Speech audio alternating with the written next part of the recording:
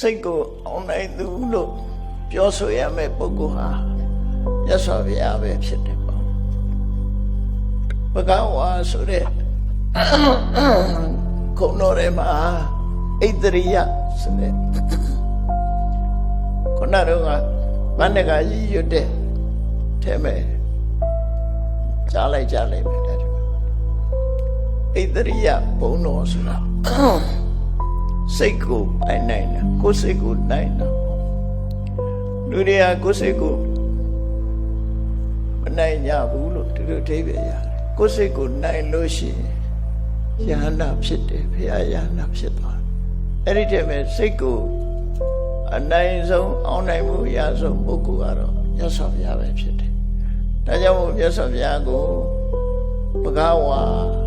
ဘုန်းတော်6ပါးလို့ဣတရိယဓမ္မယတသေရိကမပယတ္တလို့ဆိုတယ်ဘုန်း6ပါးထဲမှာအစိုးရတယ်ဆိုတာဘာကိုအစိုးရတာတော့ဆိုကိုယ်စိတ်ကိုအစိုးရတယ်လောကလူတွေကသူများကိုအုပ်ချုပ်ဖို့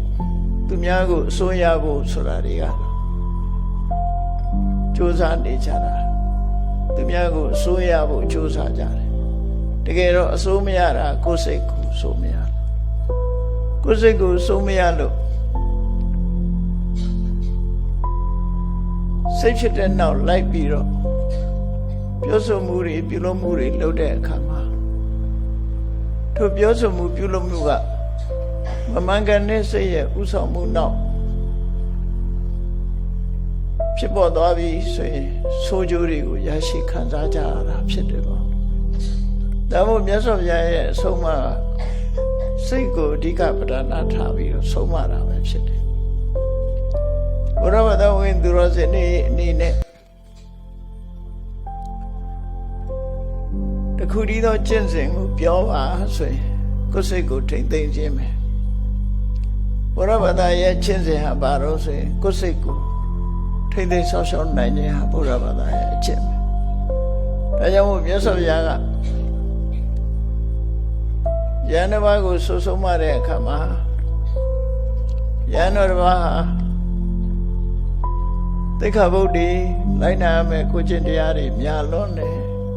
ဒါတွေကိုသူကုန်ထိန်နိုင်မှာမဟုတ်ဘူးဆိုတော့မြတ်စွာဘုရားကအဲ့ဒါတွေအတွက်စိတ်မပူနဲ့ကိုယ်စိတ်လေးကို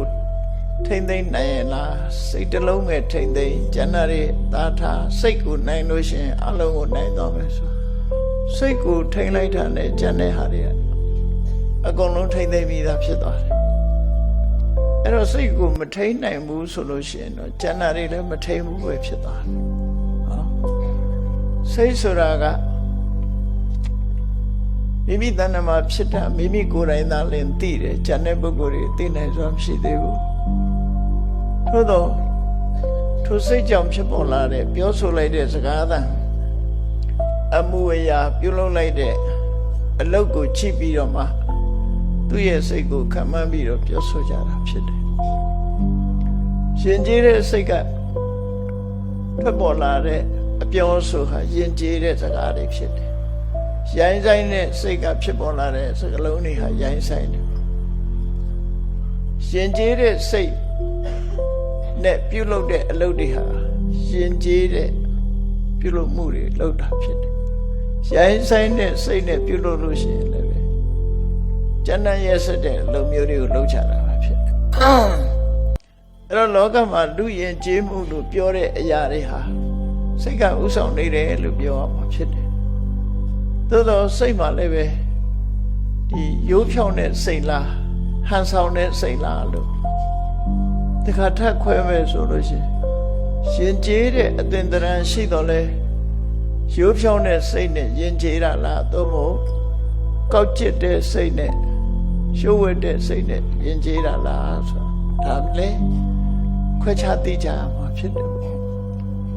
အချို့ပုဂ္ဂိုလ်များကြတော့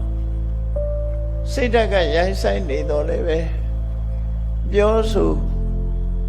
ပုံပန်းတဏ္ဍာဟာလှည့်စားထားပြီးတော့ရှင်ကြီးအောင်ဆောင်ပြီးတော့နေတာလည်းရှိတယ်ဒါကြောင့်မို့မြတ်စွာဘုရားလက်ထက်တုန်းကဆင်းတွေကိုဆုံးမတဲ့ကန္တရကဆိုတဲ့ဆရာကြီးကမြတ်စွာဘုရားကိုလျှောက်ဖို့တယ် ကုံရှင်နေညတံဗန္တိယတိတံမနုဿာအရှင်ဘုရားတဲ့လူတွေရဲ့စိတ်နှလုံးဟာအလွန်ရှုပ်ဝက်တယ်စိတ်ထဲရှိတာတစ်မျိုးပြောတာကတစ်မျိုးလုပ်တာကတစ်မျိုးစိတ်ထဲရှိတာကိုဖုံးဖိထားတတ်တယ်လူတွေဟာဖုံးဖိထားသည့်အတွက်ကြောင့်အပြင်မှာထွက်လာတဲ့ပြောဆိုတဲ့စကားလုံးတွေပြုလုပ်တဲ့အလုပ်တွေဟာ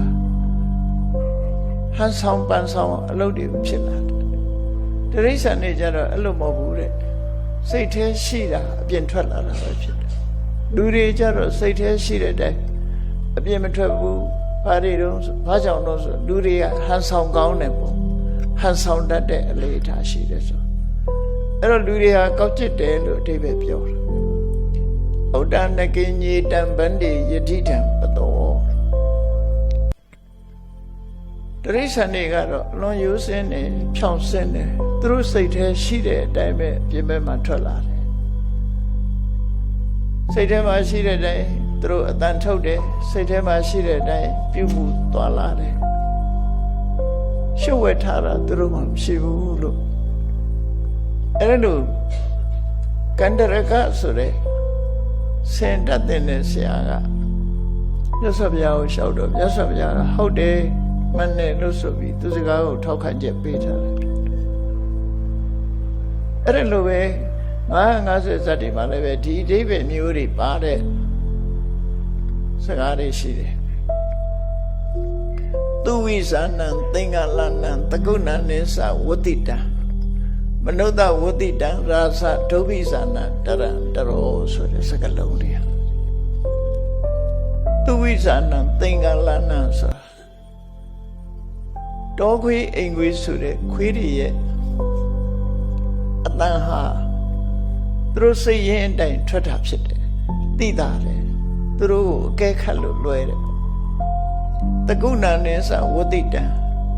ငှက်တန်တွေကလည်းပဲယူဖြောင်းတယ်သူတို့ရင်ထဲမှာရှိတဲ့အပြင်မှာအတန်ထွက်လာတာဖြစ်တယ်မနုဿဝတ္တိတံလူတွေရဲ့အတန်တွေကြတော့တဲ့ဒုဗ္ဗိဇာနာတရံ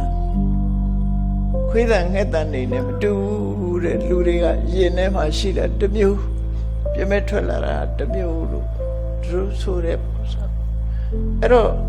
လူသားတော်ဝါတွေဟာပို့ပြီးတော့ကောက်ကျစ်စင်လဲတယ်ဆိုတဲ့အဓိပ္ပာယ်မျိုးကို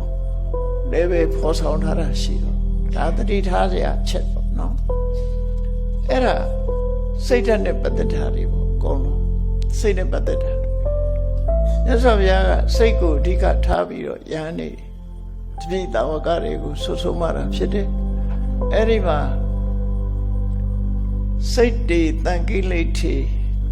ဒုက္ကတိပฏิကင်္ခာတို့ရဲ့စိတ်ထဲမှာတဲ့မကောင်းတဲ့စိတ်တွေသဘောထားတွေလွှမ်းမိုးနေပြီဆိုလို့ရှိရင်အဲ့ဒီပုဂ္ဂိုလ်ရဲ့ပြုလုပ်မှုအခြေအနေရရှိလာမဲ့အကျိုးဆက်အခြေအနေဟာအကောင်းကိုမျှော်လင့်လို့မရဘူးအဆိုးကိုပဲမျှော်လင့်လို့ရမယ်ဆိုလိုတာကစိတ်ညစ်နွမ်းနေပြီဆိုလို့ရှိရင်ကောင်းကျိုးချမ်းသာရဖို့မျှော်လင့်စရာမရှိဘူးစိတ်ညစ်နွမ်းနေပြီဆိုရင်အဆိုးကိုပဲမျှော်လင့်ရမှာဖြစ်တယ်စိတ်တေဝိသုဒ္ဓေသူကတိပฏิကင်္ခာသူကတိဆိုတဲ့အခြေအနေကောင်းတယ်စိတ်ရိုးဖြောင်းနေပြီဆိုရင်ဒီပုဂ္ဂိုလ်ရဲ့အပြောစကားဒီပုဂ္ဂိုလ်ရဲ့လုပ်ရဟာလည်းပဲအကောင်းမဲ့မျှော်လင့်ရမှာဖြစ်တယ်ကောင်းတဲ့လုပ်သည့်အတွက်ကြောင့်သူ့ရဲ့ဘဝနောက်ရေးဟာလည်းပဲအကောင်းကိုပဲမျှော်လင့်လို့ရမယ်ဝဋ္ဌသုတ်တံမှာမြတ်စွာဘုရားဒီလိုဆုံးမဟောကြားထားတာရှိတယ်အဲ့တော့ဘုရားဘာသာဝင်သူတော်စင်တွေအနေနဲ့အကောင်းဆုံးဖြစ်အောင်ကျင့်ကြံကြိုးကိုအထောက်ဖို့ရတော့ကိုယ်စိတ်လေးကိုအကောင်းဆုံးဖြစ်အောင်ပြုလုပ်ခြင်းပဲဖြစ်တယ်အဲ့ဒါအဓိကဆုံးမ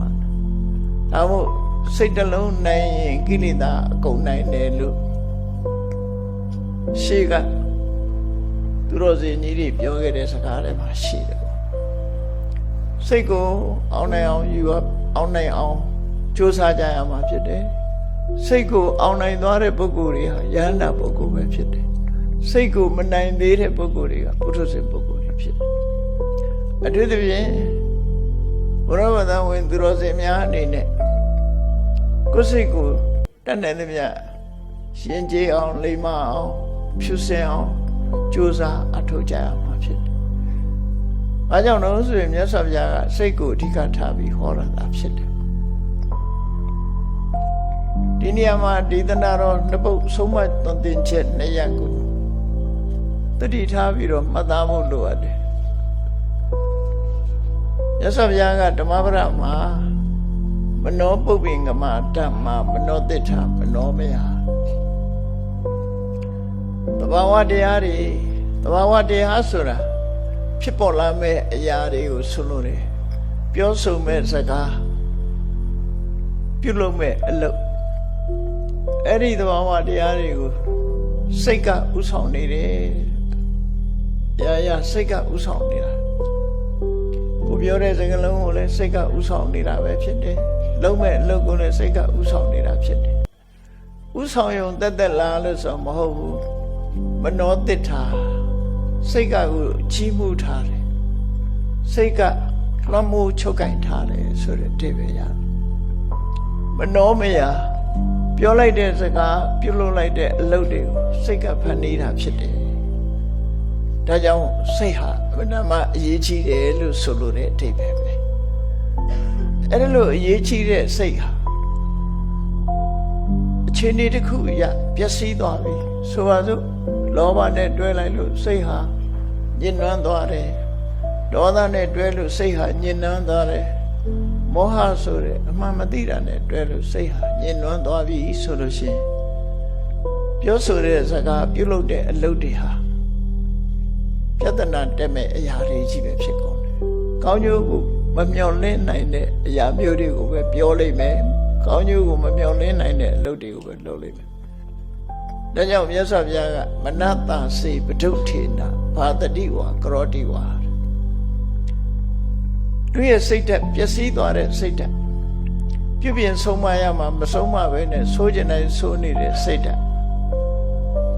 နော်စိတ်ဆိုးစိတ်မိုက်နဲ့တခုပြောလိုက်မယ်ဆိုရင်လည်းအကောင်းမဖြစ်ဘူးလှုပ်လိုက်မယ်ဆိုရင်လည်းအကောင်းမဖြစ်ဘူးအကောင်းမဖြစ်ရုံနဲ့မဟုတ်ဘူးအဲ့ဒီပြုလုပ်မှုပြောဆိုမှုရဲ့နောက်မှာဒုက္ခတွေတတိတန်းကြီးဖြစ်ပေါ်လာလိမ့်မယ်တတောနံဒုက္ခမနွေးတိပြဿနာတွေနောက်ကစက်တိုက်လာဒါအဗ္ဗဒမနေ့စဉ်ဘဝမှာတတိထားရမယ့်အချက်ပေါ့နော်တတိထားရမယ့်အချက်အပြောဆိုမတတ်လို့ပြဿနာတက်တာတွေလှုပ်ထားကြိုင်တာမဟုတ်လို့ပြဿနာတက်တာတွေလူလောကမှာနေ့စဉ်နဲ့အမျှမကြားခြင်းဆုံးရှိနေတယ်ပေါ့အဲ့ဒါပါတော့ဆိုရင်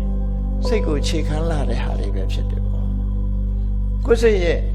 အနေအထားတစ်ခုကိုစဉ်းကျင်သုံးသပ်မှုကင်းနေပြီဆိုလို့ရှိရင်ကိုယ်စိတ်ရဲ့သဘာဝကိုထင်ထင်ရှားရှားသိနိုင်စွာရှိမှာမဟုတ်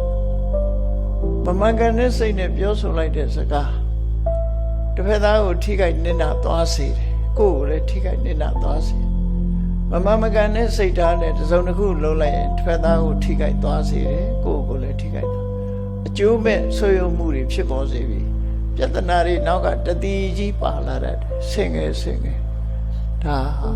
စိတ်ကိုမထိန်လို့ဖြစ်တာလို့မြတ်စွာဘုရားဒီလိုဟောတာ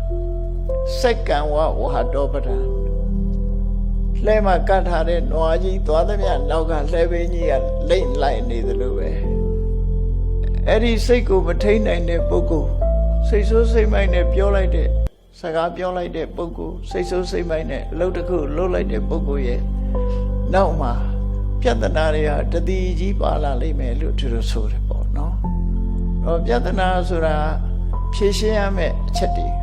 ဖြေရှင်းရရုံကဒုက္ခတွေဒီတတိကြီးလိုက်ပါလေ။ဒီဘဝတွင်ဒုက္ခမဟုတ်ဘူးနောက်ဘဝထီအောင်ဒုက္ခတွေကကြိုးပေးပြီးတော့လိုက်နေမှာဖြစ်တယ်။ဒါကြောင့်မြတ်စွာဘုရားရဲ့အဆုံးအမစိတ်ကိုအဓိကထားတယ်။ဒါအပြင်ကောင်းတဲ့ဘက်ကိုရောကြည့်လိုက်ရင်လည်းစိတ်ကဥဆောင်တာနောက်ဒေသနာတော်ကြလို့ဟောတော်ဆိုမနတစေပတံပတံနေနတခါတည်းလူရဲ့စိတ်ဟာစိတ်ကောင်းနှလုံးကောင်းဆိုတာဖြစ်လာတယ်တွေ့သားပေါ်မှာငဲ့ကြတဲ့စိတ်မေတ္တာထားတဲ့စိတ်အကျိုးစီးပွားကိုလိုလားတဲ့စိတ်ဆိုတဲ့ဖြူစင်တဲ့စိတ်ဓာတ်လေးတွေ တခါတရံတစ်ဖက်သားကိုကူညီခြင်းနဲ့စိတ်တွေအဲ့ဒါလို့စိတ်ကောင်းနှလုံးကောင်းလေးတွေဝင်လာပြီဆိုလို့ရှိရင်အဲ့ဒီစိတ်ကောင်းနှလုံးကောင်းနဲ့ပြောလိုက်တဲ့စကားလှုပ်လိုက်တဲ့အလုပ်ကြတော့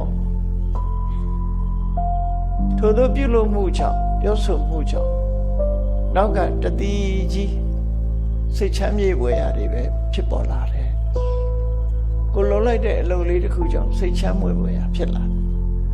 ဥပမာတစ်ခုပဲစိတ်ကောင်းနှလုံးကောင်းလေးရှိလို့ကုသိုလ်ကောင်းမှုလေးလှုပ်လိုက်တယ်လူတစ်ယောက်ကိုကူညီလိုက်တယ်ကူညီလိုက်လို့ဟိုတစ်ဖက်သားကကျေးဇူးတွေတင်ပြီးအချင်းချင်းမေတ္တာသက်ဝင်ပြီးတော့နောက်ဆုံးမှာဒီစိတ်ချမ်းသာဝေရာတွေကဆင်ငယ်ဖြစ်လာကုသိုလ်ကောင်းမှုပြုလိုက်တယ်စိတ်ကောင်းနှလုံးကောင်းလေးဝင်လို့မြတ်စွာဘုရားကိုရှိခိုးလိုက်တယ်ပန်းရည်ချမ်းစီပြီးပန်းတို့ဖြင့်ပူဇော်လိုက်တယ်ဆိုတဲ့အခါဒီကုသိုလ်ရဲ့စွမ်းနဲ့တန်တရားထဲမှာကောင်းတဲ့ဂတိဘုံတွေရောက်သွားကြတယ်ဆိုတာရှိတယ်အဲ့တော့စိတ်ကောင်းနေတဲ့အချိန်လေးမှာပြောလိုက်တာပဲဖြစ်ဖြစ်လှုပ်လိုက်တာပဲဖြစ်ဖြစ်သူ့ရဲ့အကျိုးဆက်ဟာစိတ်ချမ်းမြေ့ဖွယ်ရာပျော်ရွှင်ချမ်းမြေ့ဖွယ်ရာဘဝတစ်ခုရရှိစေနိုင်တာဖြစ်တယ်။သာယာဝအနုပါယိတိကိုယ်နဲ့အတူပါနေတဲ့အရေးဆိုတာဒီနေရာမှာလူရိပ်လို့ဖွင့်မိမယ်လူရိပ်ကတော့ကိုယ့်အတွက်ဘာမှအသုံးဝင်တာမဟုတ်ဘူးအမြဲပါတယ်ဆိုတဲ့အဓိပ္ပာယ်လောက်ပဲဖြစ်တယ်ချမ်းသာဒုက္ခကိုပေးတဲ့အရေးဆိုတာဟာကိုယ်နဲ့အမြဲပါတယ်ဆိုရင်ထီးရိပ်ပေါ့နော်ထီးဆောင်သွားမယ်ဆိုလို့ရှိရင်နေပူရင်လည်းဖွင့်ဆောင်လိုက်တော့ဟောအရေးလေးမိုးရရင်လည်းထီးလေးဖွင့်ပြီးတော့ကာကွယ်လို့ရတယ်အစစရရကိုယ်နဲ့အတူတကွပါလာတဲ့အရေးလေးဟာကိုယ်ချမ်းသာစေတယ်လို့သူဆိုကိုလုပ်တဲ့အလုပ်တွေကကိုယ့်ကိုအရေးပမာထီးပမာအရေးမိုးပြီးတော့ကောင်းကျိုးတွေကိုဖြစ်ပေါ်စေပြီးတော့အကာအကွယ်ဆောက်ရှောက်ပေးလာတယ်လို့သူတို့ဆိုတာဘုန်းကြီးတို့တွေယခုဘဝလူလာဖြစ်တယ်ဆိုတာတစ်ချိန်တုန်းကစိတ်ကောင်းနှလုံးကောင်းနဲ့ပြောဆိုခဲ့တယ်ပြုလုပ်ခဲ့တယ်ဒါကိုကုသိုလ်လို့ခေါ်တာပဲစိတ်ကောင်းနှလုံးကောင်းကိုအခြေခံပြီးတော့ပြောဆိုခဲ့လို့ပြုလုပ်ခဲ့တဲ့ကုသိုလ်ကောင်းမှုရဲ့အရှိန်နဲ့ဒီဘဝမှာလူချမ်းသာဆိုတာခံစားနေကြတတ်တာနဲ့အများကြီးတိရစ္ဆာန်တွေနဲ့နှိုင်းစားကြည့်လိုက်မယ်ဆိုရင်လူချမ်းသာချမ်းသာနေတာအဲ့လိုချမ်းသာဒုက္ခရပြီးတော့အစင်တပြေကိုလိုချင်တာလုပ်လို့ရတယ်ကိုစားချင်တာစားလို့ရတယ်ကိုသွားချင်တာသွားလို့ရတယ်တိရစ္ဆာန်တွေကျတော့အဲ့ဒီအခွင့်အရေးတွေလည်းအကုန်ဆုံးချမ်းသာဆိုတာအမှန်တမ်းနေပါတယ်ကိုပြည့်ပြည့်အောင်မှရှိတဲ့တိရစ္ဆာန်လေးတွေမကြည့်နဲ့တော်ရိုင်းတိရစ္ဆာန်တွေရဲ့ဘဝကိုကြည့်လိုက်မယ်ဆိုရင်အမြဲတမ်းဖေးရန်အန္တရာယ်တွေနဲ့ကြုံနေကြတာများတယ်နော်ဖေးရန်အန္တရာယ်တွေနဲ့ကြုံနေကြအနိုင်ကျင့်တပ်ဖြတ်စားတော့ခံရတဲ့တိရစ္ဆာန်တွေရန်သူရဲ့ခံတွင်းမှာပဲမျက်လုံးပြူပြီးတော့သိဆုံးသွားကြတဲ့တိရစ္ဆာန်တွေအရှင်လက်လက်သစ္ဆုတ်ခြင်းခံရပြီးတော့အသက်ဆုံးသွားတဲ့တိရစ္ဆာန်တွေအများကြီးပဲငါလည်းငါမို့နော်ငါချင်းစားဖာချင်းစားမွေချင်းမျိုးဆိုလို့တိရစ္ဆာန်တွေဟာအညမညာခါတိကအချင်းချင်းသတ်စားကြဒုဗလခါတိကအင်အားနေတဲ့တိရစ္ဆာန်ကိုအင်အားကြီးတဲ့တိရစ္ဆာန်ကတပ်ဖြတ်စားတော့အဲ့ဒီအခြေအနေမျိုးတွေကလူတွေမှာလွတ်နေတယ်ပေါ့နော်။ညာအဖြစ်လူတွေမှာအကာအကွယ်ဆောင်းရှောက်တွေရှိသေးတယ်။သူတို့မှာတော့ကာကွယ်ဆောင်းရှောက်တဲ့မရှိဘူး။ဒါကကိုမြင်ရတဲ့တိရစ္ဆာန်ဘဝတွေကြည့်။ဒီတဲ့ဆိုးတာကိုကြည့်လိုက်မယ်ဆိုရင်ငရဲပဲ။ငရဲကြည့်လိုက်မယ်ဆိုလို့ရှိရင်တော့အကာအကွယ်လုံးဝကင်းမဲ့ဆင်းရဲဒုက္ခတွေဒလစခံနေရလို့တတ်တာတဲ့ချမ်းသာဒုက္ခဆိုတာတစ်စက်မှမရှိလို့နိရယနိဆိုတာမရှိဘူးအရာဆိုတာချမ်းသာဒုက္ခချမ်းသာဒုက္ခလုံးဝကင်းစင်တဲ့ဘုံဌာနမျိုးကိုငရဲလို့ခေါ်တာပဲအဲ့ဒီငရဲမှာဆိုရင်တော့ဒီပြမပြောနဲ့တခါတရံသွားကြိုက်တယ်ဆိုလို့ရှိရင်ဒလစကြိုက်တာခံနေရတာနော်ဘလောက်ဆင်းရဲတော့သွားကြိုက်တာလေးတို့နားကြိုက်တာတို့ပဲဘလောက်ဆင်းင ငရဲကြတော့ဒီတဲ့ပူပြင်းထန်နော်တလည်းစဆင်းရဲဒုက္ခတွေနဲ့ကြုံတွေ့နေရတာဖြစ်တယ်အဲ့ဒီဒုက္ခတွေသက်သာတဲ့လူဘုံလူဘဝရောက်ခဲ့တယ်ဆိုတာစိတ်ကောင်းနှလုံးကောင်းလေးရှိတဲ့အချိန်မှာကုသိုလ်ကောင်းမှုလုပ်ခဲ့လို့အဲ့ဒီကုသိုလ်ကောင်းမှုရဲ့အကျိုးဆက်ကိုရရှိတာလို့အဲ့တော့ငရဲဘုံရောက်သွားတဲ့ပုဂ္ဂိုလ်တွေကလည်းပဲစိတ်ကဥဆောင်တာပဲလူဘုံလူဘဝရောက်လာတဲ့ပုဂ္ဂိုလ်တွေကိုလည်းစိတ်ကဥဆောင်တာအဲ့တော့ကိုယ့်ရင်ထဲမှာဖြစ်တဲ့စိတ်ကိုနိုင်အောင်မထိန်းနိုင်ဘူးလှပအောင်မပြုပြင်နိုင်ဘူးယဉ်ကျေးအောင်မဆုံးမနိုင်ဘူးဆိုရင်ကိုယ့်ဘဝအနေထားဘယ်လိုရှိမလဲလောကလူတွေဟာတစ်ဖက်သားကိုဆုံးမဖို့လွယ်သလောက်ကိုယ်စိတ်ကိုဆုံးမဖို့ကြတော့ခက်တယ်အဲ့ဒါကိုစကားတစ်လုံးနဲ့ပြောတဲ့အခါအတ္တဟိခိရတုတ္တမောကိုယ့်ကိုဆိုတာဆုံးမခဲ့ရကိုယ့်ကိုဆုံးမတယ်ဆိုတော့ဘယ်သူဆုံးမတာကိုယ်စိတ်ကိုပြောတာကိုယ်စိတ်ကိုဆုံးမဖို့အလုံးကိုခဲနေလို့သူပြောတယ်သူများကိုဆုံးမတာလွယ်တယ်ကိုယ်စိတ်ကိုဆုံးမဖို့အမှန်တမ်းခက်တယ်ဒါကြောင့်စိတ်ကိုအောင်နိုင်သူဖြစ်ဖို့ရအတွက်ဘုရားဗဒသူတော်စင်တို့ရဲ့ကျင့်စဉ်ဟာစိတ်ကိုဗဟိုပြုပြီးတော့စိတ်ယဉ်ကျေးအောင်ပြုလုပ်ခြင်းပဲဖြစ်တယ်အဲ့တော့ကမ္မထာထုတ်တယ်ဆိုတဲ့အနှစ်သာရကိုကြည့်မယ်ဆိုရင်မြတ်စွာဘုရားဟောထားတဲ့တည်းပဲသာဂရိယနုယောဂတဲ့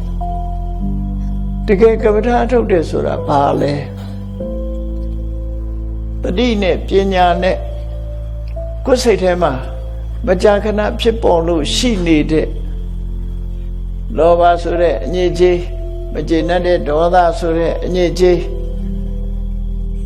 စိတ်ကိုစူးစီးလို့မရအောင်လွင်ပြန်နေတဲ့ဥဒိစ္စနှလုံးမသားမယာဖြစ်တယ်ကုက္ကုဆစိတ်ပူတယ်ဆိုတဲ့နောင်တပူပန်တယ်ဆိုတဲ့ကုက္ကုဆကောင်းတဲ့အလုပ်ပေါ်မှာစိတ်အားတက်ကြွမှုမရှိဘူးစိတ်တွန့်ဆုတ်တယ်ဆိုတဲ့ဌိနမိတ်တကောင်းတဲ့အလုပ်ပေါ်မှာတန်တရားဝင်ပြီးရှေ့မတိုးနိုင်တဲ့ဝိသိကိစ္စဆိုတဲ့ဒီစိတ်ရဲ့အညစ်အကြေးတွေကိုတတိနဲ့ဉာဏ်နဲ့အနိကကြည့်ရှုပြီးတော့ကိုယ်တဏ္ဍာမှာမဖြစ်အောင်ထိမ့်သိမ်းဆောက်ရှောက်နေတာကိုတရားအထုတ်တယ်လို့ခေါ်တယ်။တရားအထုတ်တယ်ဆိုတဲ့သဘာဝကိုသိဖို့လိုတယ်။ဒါမှမဟုတ်စာပေမှာဘယ်လိုဆိုတော့ဆိုဒီဝတ္တံစင်္ကမေနနိသစ္စာယအာဝရဏီယေဟိဓမ္မေဟိစိတ်တံပရိသောတိတိဒီလိုဆိုတာဒီအခါမှာတဲ့ထိုင်လိုက်ဈဉ္ညာလျှောက်လိုက်ကိုယ်ရင်တဲ့နှလုံးထဲမှာကုသိုလ်တရားကိုဆုပ်ပိတ်တတ်တဲ့အငြိအကျေးတွေကရှင်းထုတ်နေတာအဲ့ဒါတရားအထုတ်တာပဲနော်အဲ့ဒါတရားအထုတ်တယ်ဆိုတာကိုယ်ရင်တဲ့နှလုံးထဲမှာလောဘဝင်လာရင်ရှင်းထုတ်လိုက်ဒေါသဝင်လာရင်ရှင်းထုတ်လိုက်တခြားကိလေသာတွေဝင်လာလို့ရှိရင်လည်းရှင်းထုတ်လိုက်အဲ့တော့ဒီနေရာမှာစိတ်ရဲ့အညစ်အကြေးကဘာတွေလဲဆိုတာသိဖို့လိုတယ်ပေါ့တရားထုတ်ပြီးဆိုရင်စိတ်ရဲ့အညစ်အကြေးတွေကိုဘာရှင်းရမလဲအဝတ်အစားတန်ရှင်းမှုရအတွက်ကြတော့လူတွေကကိုယ်အဝတ်မှာဘာတွေပေးနေတယ်ဆိုတာသိချတာအဲ့ဒါလို့သိတယ်လို့ကိုယ်စိတ်မှာဘာတွေပေးနေတယ်ဘာတွေကညှဉ်းနှွမ်းနေတယ်ဆိုတာသိဖို့စိတ်တနုပဒနာ contemplations of consciousness ကိုယ်စိတ်တွေကိုကို contemplate လုပ်ရမယ်လို့ဆိုလို့ contemplate လုပ်တယ်ဆိုတာစိတ်ကိုအနိကစောင့်ကြည့်ကြည့်တာကိုယ်စိတ်ထဲမှာဘာတွေအဖြစ်များလဲဖြစ်နေတဲ့စိတ်ဟာ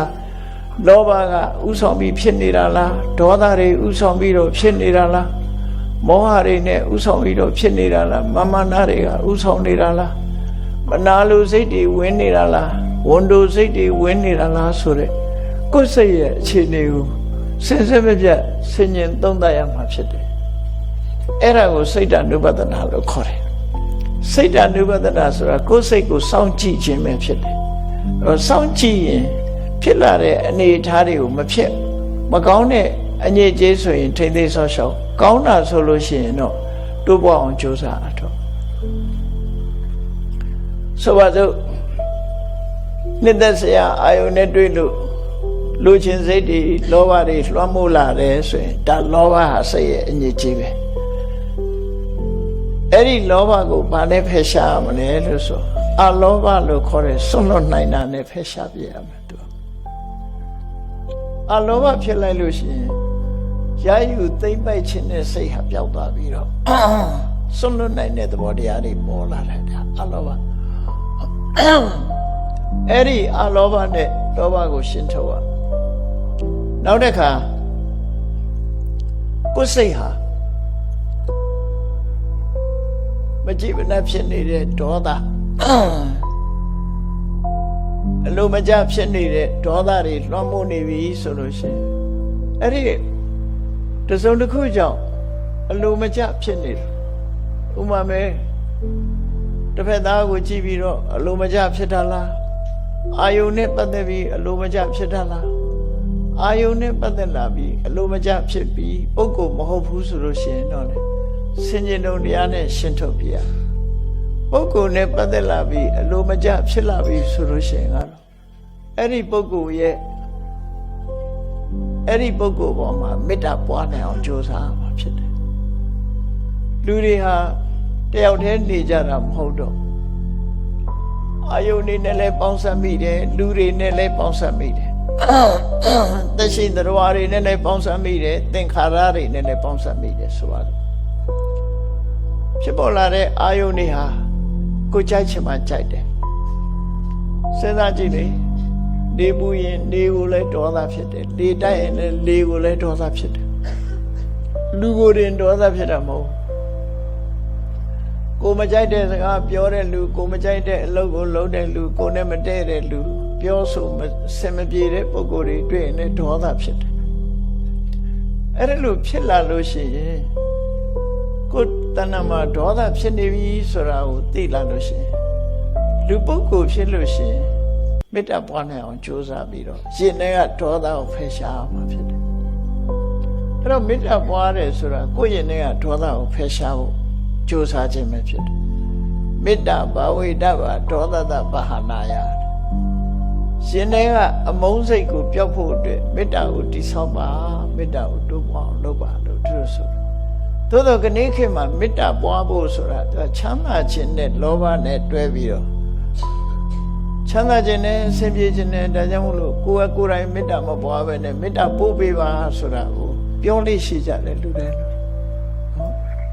တကယ်မေတ္တာဆိုတာကိုယ့်ရင်ထဲမှာဖြစ်အောင်လုပ်ရမယ်အရာဖြစ်တယ်သူတစ်ပါးကကိုယ့်ကိုမေတ္တာထားဖို့ဆိုတာမျိုးဟာ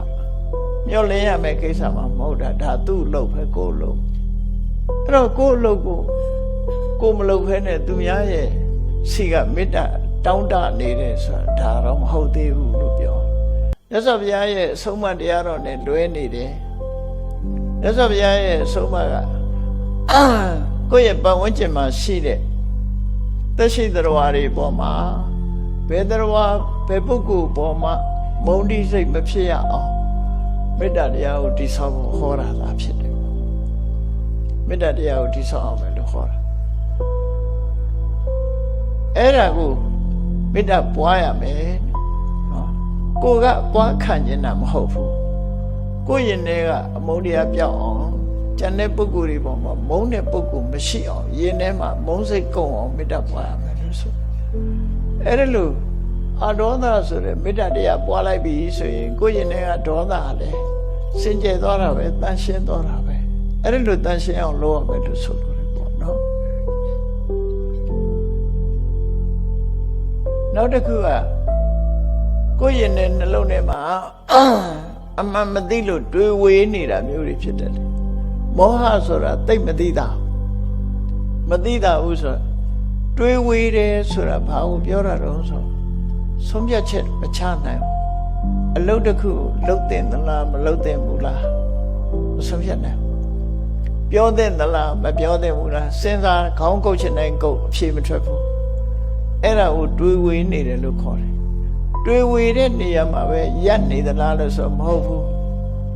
လုံးတင်တာနဲ့မလုံးတင်တာမသိဘူးမသိတဲ့အခါကျတော့မှားယွင်းတဲ့ဆုံးဖြတ်ချက်တစ်ခုအဝင်လာတယ်မလုံးတင်တာကိုလုံးတင်တယ်လို့ထင်လာတယ်လုံးတင်တာကျတော့မလုံးတင်ဘူးထင်တယ်အဲ့ဒါမောဟရဲ့တတ္တိပဲအလွဲမှားတွေကိုလုံးလိုက်တယ်လုံးလိုက်သည့်အတွက်ကြောင့်လုံးလိုက်တဲ့အချိန်တုန်းကမသိဘူး အကျိုးပေါ်ထွက်လာတော့ပြဿနာတက်လာပြီဆိုတော့မှအဲ့ဒါမောဟသမားဘယ်အရာပဲဖြစ်ဖြစ်ပြောလိုက်တဲ့စကားလည်းပဲကိုယ်ယုတ်ကာယဖြစ်တယ်စကားတစ်ခွန်းပြောရင်ပြဿနာတက်လာပြီနော်ဒီကနေ့ခေတ်မှာဆိုပိုသိကြရမှာပေါ့နော်ပြောလိုက်တဲ့စကားနောက်မှာပြဿနာတွေကလိုက်တာလှုပ်လိုက်တဲ့အလုပ်တစ်ခုပေါ်မှာလည်းအမှားအယွင်းနေနဲ့ဖြစ်လာပြီအဲ့ဒါမောဟကြီးနေတာလို့ခေါ်တယ်နော်မောဟတွေလွှမ်းမိုးနေလို့ဒီလိုဖြစ်တာအဲ့ဒီလွှမ်းမိုးနေတဲ့မောဟတွေကိုကိုယ့်ရင်နဲ့နှလုံးထဲမှာရှင်းတော့အောင်ဘာနဲ့လုပ်ရမလဲဆိုရင်ပညာနဲ့ထည့်ရမှာဖြစ်တယ်ပေါ့မြတ်စွာဘုရားကအဖြေရောတခါတည်းဟောထားတာပညာဘာဝိတ္တဗမောဟတဘာဟာနာယမောဟတတွေ့ဝေတဲ့မောဟလှုပ်တဲ့နာနဲ့မလှုပ်တဲ့နာပြောတဲ့နာနဲ့မပြောတဲ့နာခွဲခြားမသိနိုင်လို့မမယွင်ပြုလို့စေတတ်တဲ့မောဟဆိုတဲ့တရားကိုဘာဟာနာယယင်တဲ့နှလုံးထဲကဖယ်ရှားပြစ်ဖို့ရာအတွက်ပညာခွဲခွဲပြားပြားသိတတ်တဲ့အသိပညာကိုဘာဝိတ္တဗဖြစ်စီတိုးပွားအောင်လုပ်ရမည်ဖြစ်စေရမယ်တိုးပွားစေရမယ်လို့သူတို့ဟောတယ်အဲ့တော့မောဟကိုဖယ်ရှားဖို့ကြတော့လေ့လာရမယ်လိုက်စားရမယ်ပညာကိုဆင်ញင်ရမယ်သုံးသပ်ရမယ်မောဟနဲနိုင်တဲ့ပြနဲလာတယ်အဲ့ကြောင့်ဒါလှုပ်တဲ့နဲ့ဒါမလှုပ်တဲ့ဘူးဒါပြောတဲ့နဲ့ဒါမပြောတဲ့ဘူးဆိုတာကိုယ်နဲ့ကိုယ်ပတ်ဝန်းကျင်ကိုမျက်ခြေမပြတ်လေးလာသုံးသပ်ဆင်ခြင်ပြီးတော့အသိဉာဏ်နဲ့ရလာပြီဆိုရင်မောဟတဖြည်းဖြည်းရောပါလာတရားဓမ္မနဲ့ပတ်သက်လာလို့ရှိရင်အမှန်တရားကုသိုလ်နဲ့အကုသိုလ်ခွဲခြားသိလာတယ်သိလိုက်ရင်ကုသိုလ်ကကောင်းကျိုးချမ်းသာကိုပေးတယ်အကုသိုလ်ကမကောင်းကျိုးဆင်းရဲဒုက္ခကိုပေးတယ်ဆိုတာ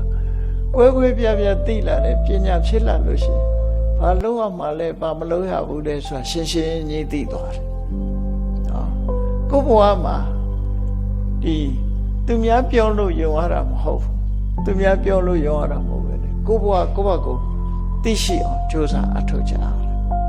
အဲ့ဒါလိုကြိုးစားအထောက်တဲ့ပညာကိုကိုယ်တဏ္ဍမှာရှင်းချက်လာအောင်လုပ်အဲ့ဒါလိုမဟုတ်ဘူးဆိုရင်သူများပြောတာကိုလိုက်လုပ်နေမယ်သူများပြောတာကိုပဲယုံနေဆိုတာဒါပညာမဟုတ်တော့ပညာမဟုတ်ရင်မောဟကပို့ပြီးတော့တိုးတက်လာမှာပို့ပြီးတော့လွှမ်းမိုးလာမှာဖြစ်တယ်အဲ့ဒါကြောင့်မို့မောဟပျောက်ဖို့ရအတွက်တရားနာရတယ်စာပေတွေဖတ်ရှုရတယ်သင်ရတယ်ကြားရတယ်ကြိုးကြောင်းဆင်ခြင်ရတယ် reason ပေါ့ဘယ်ကိစ္စပဲဖြစ်ဖြစ်အကြောင်းနဲ့အကျိုးကိုဆင်ခြင်တတ်ရအဲ့ဒါပညာဖြစ်ခြင်းရဲ့အကြောင်းပဲကြောင်းကျိုးဆင်ခြင်တတ်အောင်လည်းပဲသင်ကြားမှုတွေနဲ့သွားရတယ်အဲ့ဒါလို့သွားရင်တဖြည်းဖြည်းမောဟဆိုတာယောပါတော့မှာပဲဖြစ်တယ်ပေါ့တရားနှလုံးသွင်းတယ်ဒီစိတ်တည်ငြိမ်အောင်တတိတွေတိုးပွားလာအောင်ကြိုးစားတယ်တတိကောင်းလာအောင်ကြိုးစားတယ်တတိကောင်းလာအောင်ကြိုးစားတယ်ဆိုခဏခေတ်မှာဆိုရင် mindfulness ဆိုပြီးတော့နိုင်ငံသားတွေမှာတောင်းပါပဲဒီလေ့ကျင့်ခန်းကိုမသိမနေရမလုံးမနေရဆိုပြီးလေ့ကျင့်နေကြပါပြီအဲ့ဒါကောင်းကျိုးချမ်းသာကိုရတယ်ဆိုတာကိုလက်တွေ့အားဖြင့်သိရှိလာကြလို့လုပ်ကြတာဖြစ်တယ်။ဘာကြောင့်အဲ့လိုလုပ်တာတော့ဆိုတာ mindfulness ဆိုတဲ့ဟာတတိကိုပြောတာအဲ့ဒီတတိမရှိရင်ပညာဆိုတာမဖြစ်ဘူးတဲ့တတိရှိမှပညာဖြစ်တယ်။စာပေကျမ်းကမှာဘယ်လိုဆိုတော့ဆိုရင်နာဟိတတိဝိရိဒပညာနာမအဋ္ဌိလောကမှာတဲ့တတိကင်းတဲ့ပညာဆိုတာမရှိဘူးတဲ့တတိရှိမှပညာဆိုတာဖြစ်တယ်ဒါမို့ကိုအမြဲတမ်းတတိထားနေခြင်းဟာအသိပညာတိုးတက်ခြင်းအကြောင်းတရားထုတ်တယ်ဆိုတာလေကိုတတိထားနေခြင်းသာဖြစ်တယ်ခုနကကိုယ်စိတ်ထဲမှာစိတ်တ ानु ပဒနာလို့ဆိုတဲ့ထဲမှာနော်ငါစိတ်ဟာလောဘတွေနဲ့အဖြစ်များသလားဒေါသတွေနဲ့အတွေ့များနေသလားမောဟတွေနဲ့အတွေ့များသလားအဲ့တော့လောဘဒေါသဆိုတာကိုယ်ရင်ထဲမှာအမြဲဖြစ်နေတာမဟုတ်တော့မကြလာတွဲတာဆိုတာထင်ရှားတယ်ပေါ့ကိုယ်အဝတ်မှာဖြူစင်အောင်ဖွတ်ထားတဲ့အဝတ်ကလေးဟာအမြဲတမ်းနွမ်းနေတာမဟုတ်ဘူးနွမ်းနေတဲ့အညစ်အကြေးဟာပြင်ဘက်ကလာတာဖြစ်တယ်ပေါ့ထို့တူပဲစိတ်ထဲကလည်းပဲလောဘအမြဲဖြစ်နေတာမဟုတ်သည့်အတွက်ကြောင့်လောဘဟာအကြောင်းတိုက်ဆိုင်မှာပေါ်လာတာဖြစ်လို့ဒါအညစ်အကြေးတစ်ခုလို့မှတ်ရမှာဖြစ်တယ်ဒေါသဆိုတာလည်းအာယုန်တစ်ခုနဲ့ပတ်သက်လာပြီးတော့အသင့်အတင်နှလုံးမသွင်းတတ်လို့ ဒေါသဖြစ်เสียအာယုန်နဲ့တွေးတဲ့အခါမှာဒေါသဖြစ်လာတယ်ဒါလည်းစိတ်ရဲ့အငြိကြေးလို့ခေါ်တာမောဟဆိုတာဆင်ញင်သုံးသပ်ရမယ့်အချိန်မှာဆင်ញင်သုံးသပ်နိုင်စွာမရှိဘူးဆုံးဖြတ်နိုင်စွာမရှိဘူးဆိုတဲ့အခါမှာမောဟဆိုတာဝင်လာတာဖြစ်တယ်အဲ့တော့မောဟဆိုတာလေအပြင်ကလာတဲ့ရောက်လာတဲ့အရာသားလည်းဖြစ်တယ်လူရဲ့ခန္ဓာကိုယ်မှာရောက်လာတဲ့အညစ်အကြေးတွေဟာပြင်ပကနေပြီးကိုယ်ကိုရောက်လာတာဒါဖြစ်တယ်ထို့တူပဲစိတ်ရဲ့အညစ်အကြေးတွေဟာလည်းပဲယမယံခပေါ်လာတာတွေဖြစ်လို့အဲ့ဒါတွေကိုရှင်းပြတာကမ္မထာတရားအထုတ်ခြင်းပဲဒီလိုဆိုတာနော်အဲ့တော့ကမ္မထာအထုတ်ခြင်းရဲ့အဓိပ္ပာယ်ကအဲ့ဒါမရှင်းမဲနဲ့ဒါတွေကိုပြန်ပြီးတော့လက်ရခေါ်နေတဲ့အကျင့်မျိုးတွေကလည်းရှိသေးတယ်လက်ရခေါ်ပြီးတော့ဘယ်နှစ်နာရီထိုင်နိုင်တယ်ငါလိုလူရှိသေးလားဆိုတာအဲ့ဒါမကောင်းတဲ့စိတ်တွေကိုပြန်ပြီးတော့ခေါ်သွင်းနေတာနဲ့တူတူပဲအဲ့ဒါကိုယ့်ရဲ့နှလုံးထဲမှာအဲ့တော့ကိုယ့်ကိုမာမနာတွေဖြစ်တယ်အဲ့ဒါလိုဖြစ်လာလို့ရှိရင်ဒါတရားမဟုတ်တော့တရားရဲ့စัจ jin ပဲအတ္တမတွေဝင်နေတာပဲဒီလိုပဲဖြစ်မှာအဲ့ဒါကြောင့်မို့တကယ်သူတော်စင်သူတော်မြတ်မှာစိတ်ရဲ့အညစ်အကြေးတွေဆိုတာရှုဆိုတာသိရအခုပြောခဲ့တဲ့လောဘဆိုတာစိတ်ရဲ့အညစ်အကြေးဒေါသဆိုတာစိတ်ရဲ့အညစ်အကြေးမောဟဆိုတာစိတ်ရဲ့အညစ်အကြေးအဲ့ဒီရဲ့စိတ်ရဲ့အညစ်အကြေးတွေကိုဖယ်ရှားနိုင်အောင်ကြိုးစားအထောက်အောင်အဲ့ဒီလိုစိတ်ရဲ့အညစ်အကြေးတွေကိုလုံးဝဖယ်ရှားလိုက်နိုင်ပြီဆိုလို့ရှိရင်ကိုယ်စိတ်လေးဟာဖြူစင်တန်ရှင်းနေတဲ့စိတ်ကလေးဖြစ်သွားတယ်အညစ်အကြေးဆိုတာအမြဲတမ်းဆွဲမှာမဟုတ်ဘူးအမြဲတမ်းဆွဲနေတာမဟုတ်ဘူးသို့တော့အချိန်များစွာပုထုဇဉ်နေမှာတော့အညစ်အကြေးကဆွဲမြတ်တာဆွဲတာပို့ပြီးတော့များလာတော့အလေးအကျင့်ကြီးလို့ဖြစ်လာအဲ့တော့မြတ်စွာဘုရားရဲ့အဆုံးအမကိုရတဲ့အခါမှာကိုယ်ရင်နဲ့နှလုံးထဲမှာဆွဲနေတဲ့လောဘအညစ်အကြေးကိုအလောဘနဲ့ဖယ်ရှားရမယ်ဆွဲနေတဲ့ဒေါသအညစ်အကြေးကိုမေတ္တာဆိုတဲ့အရောဓနဲ့ဖယ်ရှားရမယ်ဆွဲနေတဲ့မောဟဆိုတဲ့အညစ်အကြေးကိုအမောဟဆိုတာနဲ့ဖယ်ရှားတာအဲ့ဒါကိုဇာဂရိယနုယောဂနိုးကြာကြိုးစားခြင်းဆိုတဲ့အဓိပ္ပာယ်ရတယ်ပေါ့အဲ့ဒါကိုပဲကမ္မထာအထုတ်ခြင်းလို့သူတို့ပြောတယ်အဲ့တော့ကမ္မထာအထုတ်တာရဲ့အနှစ်သာရကကိုယ်စိတ်လေးကိုဒီတိုင်းပြစ်မထားပဲနဲ့တတိနဲ့ပညာနဲ့ထိန်းချုပ်ပြီးစိတ်ထဲမှာဆွဲကပ်နေတဲ့အညစ်အကြေးတွေကိုဆေးကြောတန့်စင်မှုပြုလုပ်ခြင်းပဲဖြစ်တယ်နော်ဆေးကြောတန့်စင်တာဆေးကြောတန့်စင်တဲ့အလုပ်ကိုလုပ်တာပဲဖြစ်တယ်အဲ့လိုဆေးကြောတန့်စင်တဲ့အလုပ်ကိုလုပ်လိုက်လို့စိတ်လေးကလုံးဝဖြူစင်သွားပြီ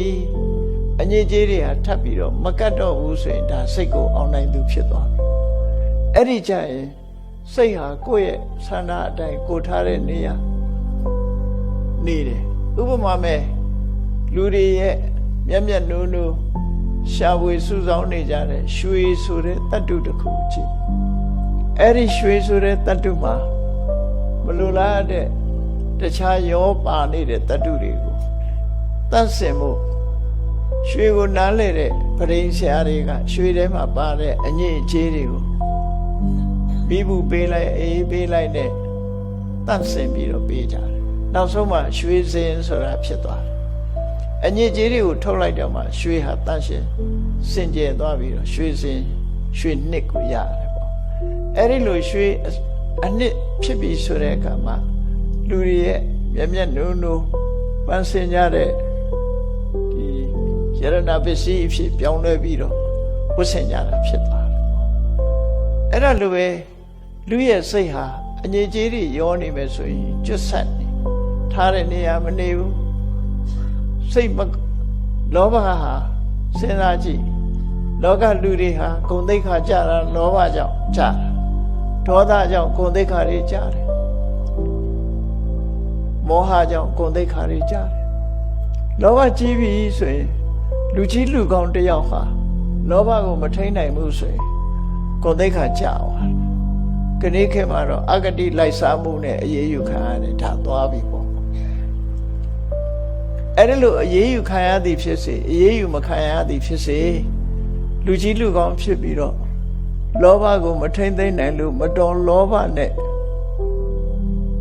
သူများပစ္စည်းသို့မဟုတ်နိုင်ငံပစ္စည်းကိုသုံးဆွဲမိပြီဆိုလို့ရှိရင်သိက္ခာကျသွားပြီလေ ဂုဏ်သိက္ခာမရှိတော့ဘူးနော်ဂုဏ်သိက္ခာမရှိတော့ဒါထင်ရှားတာအဲ့ဒါလို့ဂုဏ်သိက္ခာတွေကျဆင်းသွားအဲ့တော့ဂုဏ်သိက္ခာကိုကျဆင်းစေတာဘယ်သူလဲလို့မေးလိုက်ပြန်ဆိုရင်လောဘပဲအလောဘကဂုဏ်သိက္ခာကိုကျဆင်းစေတယ်ဆိုတာရှိမရှိဘူးမရှိဘူးလူတွေတန်းနေဆိုတာဂုဏ်သိက္ခာတက်တယ်ရရောတယ် generosity ဒီပုဂ္ဂိုလ်အဖြစ်မတမရရောတယ်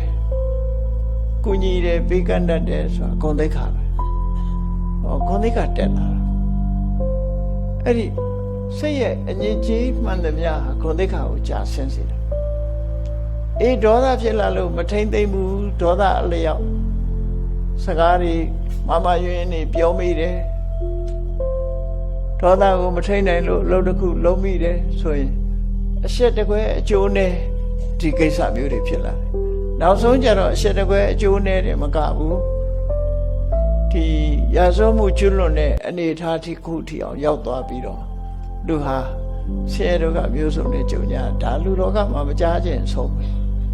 အဲ့ဒါဒေါသဆိုတဲ့အညစ်အကြေးဟာရှင်ထဲမှာဝင်ရောက်လာသည့်အတွက်ကြောင့်စိတ်ဓာတ်ကမကောင်းတာတွေကိုဖန်တီးပြစ်လိုက်တာပဲဖြစ်တယ်ပေါ့ဒေါသဟာလည်းလူရဲ့ဂုဏ်သိက္ခာကိုကြာဆင်းစေတယ်မောဟရှိလာပြီဆိုလို့ရှိရင်လည်းမပြောသင့်တာတွေပြောမိသွားတယ်မလုပ်သင့်တာတွေလုပ်မိသွားတယ်လူကြားထဲမှာရှက်ဖွယ်အရာတွေဖြစ်လာတယ်ခဏခေတ်ဆိုရင်ပိုဆိုးတယ်ပေါ့နော်အောင်လို့တော့ဆိုsocial media တွေကအခုပြောလိုက်တော့ကြားကုန်တာအကုန်မမှန်ကန်ကန်မမယွင်းတခုလှုပ်လိုက်ပြီဆိုရင်ချက်ချင်းသိကုန်ကြအဲ့ဒါလို့သိခါကြွယ်ရတယ်ဟာလင်းလင်းမြန်မြန်ဒီလောဘဒေါသမောဟဆိုတာတွေကတွန်းပို့နိုင်တာတွေဖြစ်တယ်ပေါ့ဒါကြောင့်မို့လောဘဒေါသမောဟဆိုတဲ့စိတ်ရဲ့အညစ်အကြေးတွေ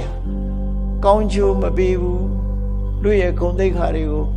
စုံမြုပ်သွားစေတယ်သိက္ခာကျစေတယ်ဆိုတာကိုလေ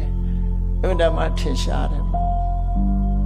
အေးလောကမှာလူတော်လူကောင်းလို့ပြောရတဲ့ပုဂ္ဂိုလ်တွေဟာဒီတစ်ဖက်သားကိုကူညီတယ်ရဲရောတယ်တစ်ဖက်သားပေါ်မှာမေတ္တာထားတယ်အကျဉ်းနာစိတ်တွေရှိတယ်အသိပညာတတ်ပညာနဲ့တစ်ဖက်သားကိုကူညီဆောင်ရတယ်မင်္ဂန်တဲ့လမ်းတွေကိုညွှန်ပြတယ်ဆိုဆုံးမတယ်သွန်သင်ပေးတယ်ဆိုတာတွေဟာလူလောကမှာဂုဏ်သိက္ခာကိုတက်လာစေတဲ့အရာတွေပဲဖြစ်တယ်အဲ့ဒါကြောင့်မို့ကုသိုလ်နဲ့အကုသိုလ်စိတ်ရဲ့အညစ်အကြေးတွေကိုဆိုင်ရာအစွမ်းထက်တဲ့ဖြည့်စည်းတွေနဲ့ဆေးကြောတန့်စင်ပေးရမှာဖြစ်တယ်အဲ့ဒါလို့ဆေးကြောတန့်စင်ပေးလို့အညစ်အကြေးကင်းစင်သွားတဲ့စိတ်ကသာလေရွှေစင်ရွှေနှစ်လို့တမိုးတွေဖြစ်လာတာဖြစ်တယ်တမိုးတွေတက်လာမှာဖြစ်တယ်အဲ့ဒါလို့တမိုးတက်လာတဲ့ပုဂ္ဂိုလ်တွေဟာတကယ်ကိုကိလေသာအညစ်အကြေးလုံးဝကင်းသွားပြီဆိုရင်တကယ်ယဟန္တာပုဂ္ဂိုလ်စိတ်ကိုအောင်နိုင်သူဆိုတာဖြစ်သွားတယ်စိတ်ကိုစိုးရသွားပြီအဲ့ဒီစိတ်ကိုစိုးရသွားတဲ့ပုဂ္ဂိုလ်တယောက်ဟာကိုယ်စိတ်ဟာကိုထားတဲ့အတိုင်းပဲနေသွားတယ်ကိုယ်စိတ်ထဲမှာမကောင်းတာတွေဝင်ပူးလို့လည်းမရတော့ဘူးစိတ်ဟာထာဝရစင်ကြယ်ဖြူစင်ပြီးတော့နေတယ်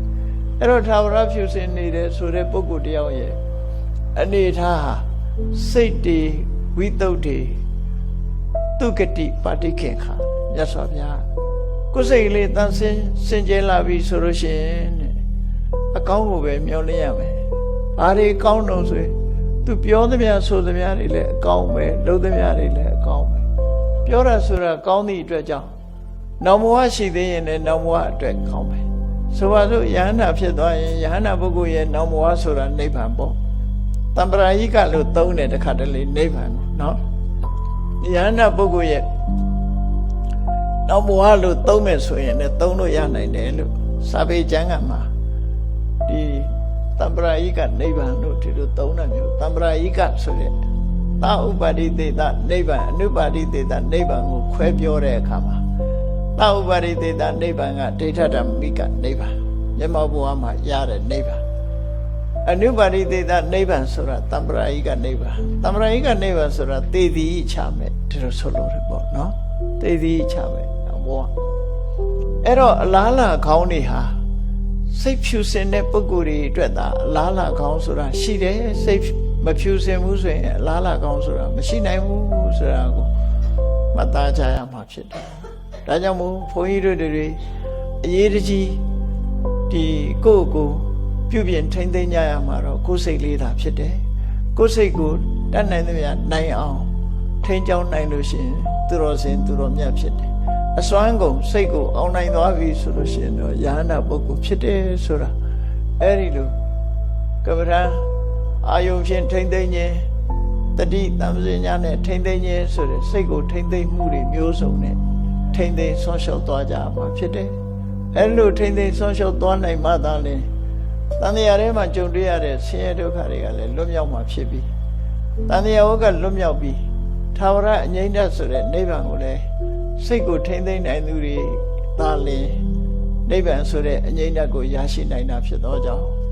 ဘုန်းကြီးတို့တွေဟာမြတ်စွာဘုရားရဲ့အဆုံးအမတရားတော်အတိုင်း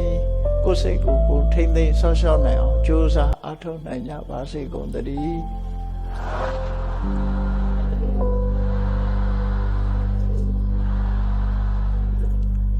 မေတ္တာပို့ရအောင်တတ္တဝါများစွာဘေးရန်กว่าချမ်းသာကြပါစေတတ္တဝါများစွာဘေးရန်กว่าချမ်းသာကြပါစေမေတ္တာရေချမ်းသောငါဖြံငြိမ်းချမ်းကြပါစေမေတ္တာရေချမ်းသောငါဖြံငြိမ်းချမ်းကြပါစေသက်ရှိချမ်းသာစိတ်ချမ်းသာလူရဆန္ဒပြည့်ပါစေသက်ရှိချမ်းသာ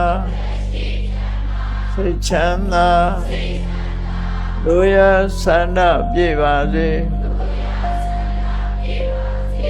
ဓမ္မောတတံဘိဝိတဝါနဝိသာတဗ္ဗေတမှုဟတာအာဇရမရာတိတိဘာဝံနိဗ္ဗာနံယန္တုတာရောဓမ္မောတရံလောဘဒေါသမောဟစိတ်တော်ကင်းပြောက်ကြည်အေးတရားစေကိုဘိဝိတဝါဝန္တာရှင်ပြတောက်ကြရနာကြရကုန်သောကြောင့်ဝိသတဗ္ဗေပူဇာညင်းနောက်ကိလေသာဆေအတောက်ဟုသမျှတို့သည်တမှုဟတပိဉ္ကြဘက်တွင်ရေမတင်တဲ့ကဲ့သို့ကိစ္စင်လွင်ပြောင်းပေမရောက်အောင်ပဲဖြောင်းအပ်ကုန်သည်ဟွန်တုစင်စစ်မသွေဖြစ်ကြပါစေကုန်သတည်းအဇရမရံအိုခြင်းလဲကွာနာခြင်းလဲကင်းသေးခြင်းလဲရှင်းထသောတိတိဘုံကိရိတာဟုပုခတိကင်းကြီးရာအစစ်ဖြစ်ပေထသောနိဗ္ဗာန်နိဗ္ဗာန်ဟုခေါ်ဤပြုတော်သို့သာရဝတရားချစ်ခင်စိတ်ကောင်းဝိညာသူတော်စင်များတို့သည်ယန္တုပါရမီအစဉ်စဉ်မြင့်တယ်မြင့်၍မလင့်ပုံသေးဆက်ရောက်တော်မူကြပါစေကုန်သတည်း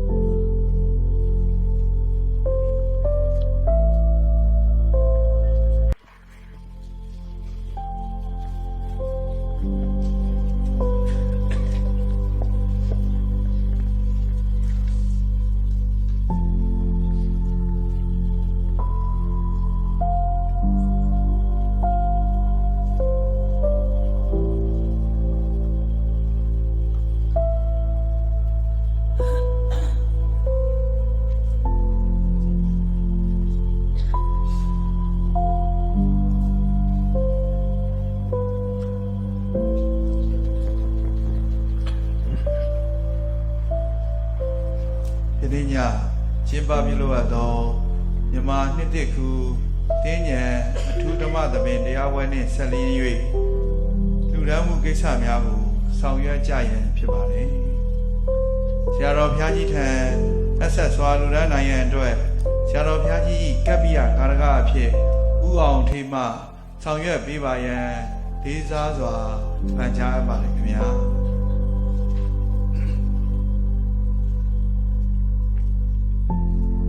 ဒီနေ့ညတရားအလူရှင်များဖြစ်ကြပါတော့ရန်ကုန်မြို့နေဖခင်ကြီးဦးလာမြင့်မိခင်ကြီးဒေါ်ရင်နုအကိုဦးမြင့်တန်းဦးမြင့်စိုးတို့ကိုရည်စူး၍ကျန်ရစ်သူအကိုအမများကိုအမှုထားကဒေါ်တန်နာမိသားစုတို့က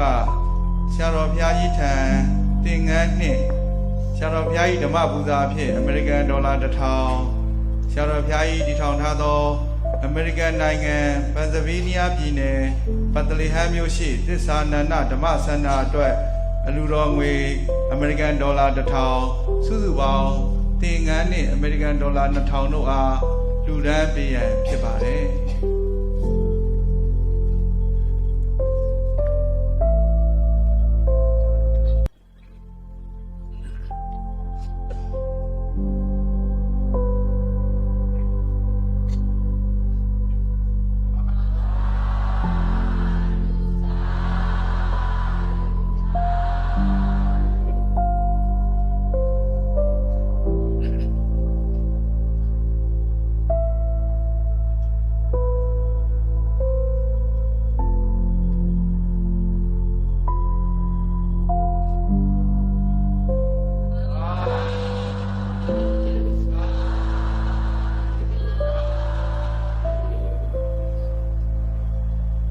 ဆက်လက်ပြီးဆရာတော်ဘုရားကြီးနဝကမ္မအလူတော်ငွေဖြင့်3,600,000နဲ့စင်ကာပူဒေါ်လာ100တို့အားမိသားစုများကိုစားဦးနန္ဒကျော်မှလူရန်ပေးရန်ဖြစ်ပါတယ်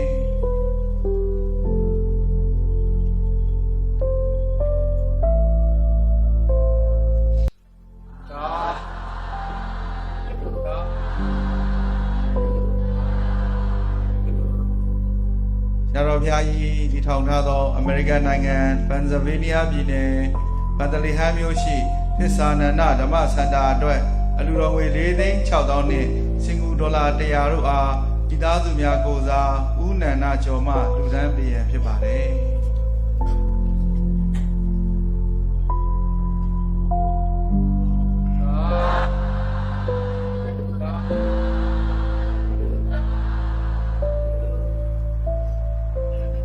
ရန်ကုန်မြို့နေဦးသိန်းစောဒေါ်မျိုးတီရာဆွေတာဇော်ထွန်းအောင်တမီနင်းနှင်းယုနှင်းဥယေမိသားစုတို့ကဓမ္မပူဇာလူတော်ငွေ2သိန်းဆက်ကပ်လူရန်ပေးရန်ဖြစ်ပါတယ်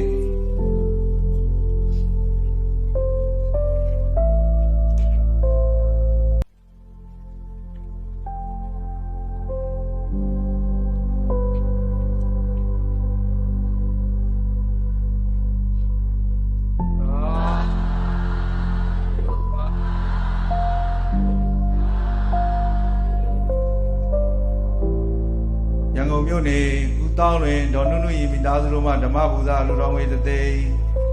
ထိုင်ဝမ်နိုင်ငံနေဦးထွန်းတို့မိသားစုတို့မှဓမ္မပူဇာလူတော်ငွေ3သိန်းအဆောင်ဒီတူးမှယောဂီဒေါက်တာလာဝင်းဆွေဤ25နှစ်ပြည့်မွေးနေ့အလူတော်ဓမ္မပူဇာလူတော်ငွေ3သိန်းကျပ်အမေရိကန်နိုင်ငံသစ္စာနန္ဒဓမ္မစန္ဒာအတွက်မိဘနှစ်ပါးဥထိတ်ထား၍ဦးငွေဝင်းနှင့်မောင်နှမမိသားစုတို့မှအလူတော်ငွေ3သိန်းကျပ်ကွယ်လွန်သူမိဘနှစ်ပါးအားရည်စူး၍ဒေါ်တော်ထွေးအောင်ချမ်းသာရွာမှဓမ္မပူဇာအလူတော်ငွေ9,000ကျပ်ဦးလာသိန်းဒေါ်ခင်လေးနွယ်တမိမတ်တီရီကေတွယ်မတ်စုထက်ဆန်မိသားစုတို့မှအလူတော်ငွေ9,000ကျပ်ဦးထိုးလင်မိသားစုတို့မှအလူတော်ငွေ3သိန်းကျပ်မိခင်ကြီးသူဓမ္မသင်္ကီတော်မှာကိုဥထိတ်ထားလျက်အောင်သာသနာပြုယောဂီများမှဓမ္မပူဇာအလူတော်ငွေ3,500,000ကျပ်နှင့်အများကောင်းမှုပေါင်းစုလူရန်ငွေဓမ္မပူဇာအလူတော်ငွေ9သိန်းကျပ်တို့အားအောင်သာသနာပြုယောဂီများမှအများကိုစားလူရန်ပေးရန်ဖြစ်ပါတယ်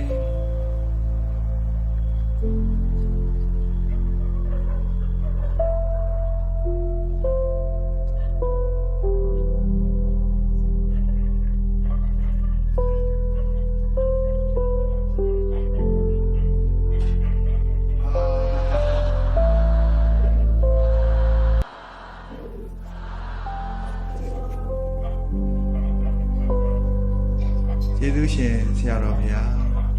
ဒီနေ့ညလူရန်ရပါသောကောင်းမှုကုသိုလ်အဆုစုတို့အတွက်32ပုံကျင်လည်ကြကုန်သောလူနတ်မြမဝေနေယတတ္တဝါအပေါင်းတို့အားကုသိုလ်အမြကိုစီရရှိကြစေရန်အလို့ငါရေဆက်တွန်းချဝေမြလိုကြသည်ဖြစ်ပါ၍ရေစက်ချတရားဟောကြားချီးမြှင့်တော်မူပါယံခြေတော်အစုပ်ဥခတ်၍ယူသည်စွာလျှောက်ထားအပ်ပါသည်ဗျာ အားလုံးဆိုကြမယ်ရှင်ဖေယ ရှင်ဖေယ ဘုရားတပည့်တော်တို့သည် ဘုရားတပည့်တော်တို့သည် ဓမ္မအတိညာဏ် ဓမ္မအသိဉာဏ် ရရှိမှသာလျှင် ရရှိမှသာလျှင် နိဗ္ဗာန်ချမ်းသာကို နိဗ္ဗာန်ချမ်းသာကို မျက်မှောက်ပြုနိုင်ပါသောကြောင့် မျက်မှောက်ပြုနိုင်ပါသောကြောင့် ဓမ္မအတိညာဏ် ဓမ္မအသိဉာဏ် ရရှိစေရန် ရရှိစေရန် ရှိတန်ကြလျက် ဤတန်ကြလျက် ဓမ္မသဘင် ဓမ္မသဘင် ရှင်ကျင့်ပါ ရှင်ကျင်ပါ ပြုလုပ်ကြ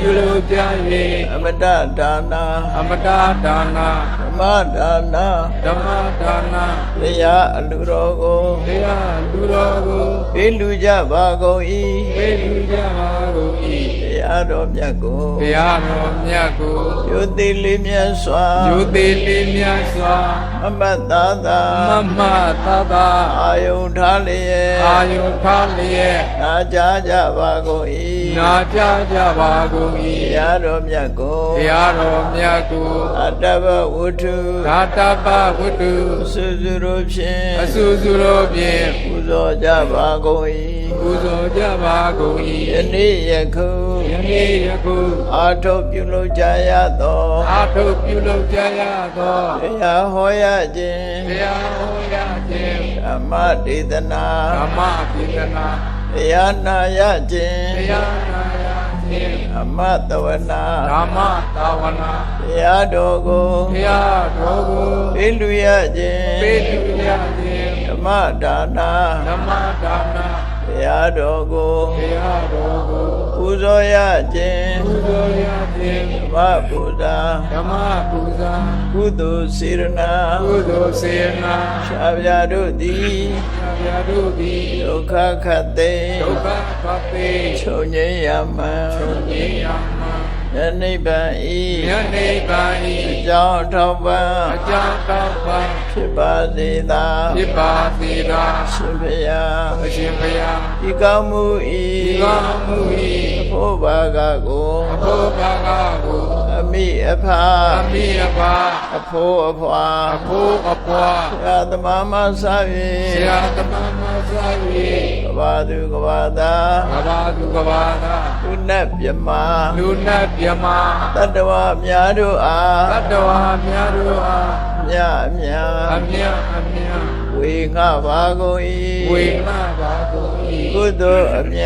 ကုသိုလ်အမြ ကိုယ်စီရကြကုန်သည်ဖြစ်၍ ကိုယ်စီရကြကုန်၏ဖြစ် ကိုယ်စိတ်နှဖျား ၍ကိုယ်စိတ်နှပြ ချမ်းသာကြသည် ချမ်းသာကြသည် ကြပါစေကုန်သတည်း ဒီကြပါစေကုန်သတည်း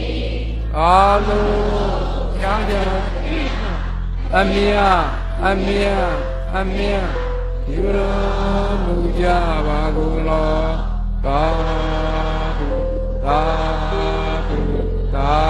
ဓုအာလုံးကြာကြာသမျှအမြအမြအမြယူတော်မူကြပါကုန်လောသာဓုသာဓုသာဓုအာလုံးကြာကြာသမျှအမြအမြအမြယူတော်မူကြပါကုန်လောသာဓုသာဓုသာဓု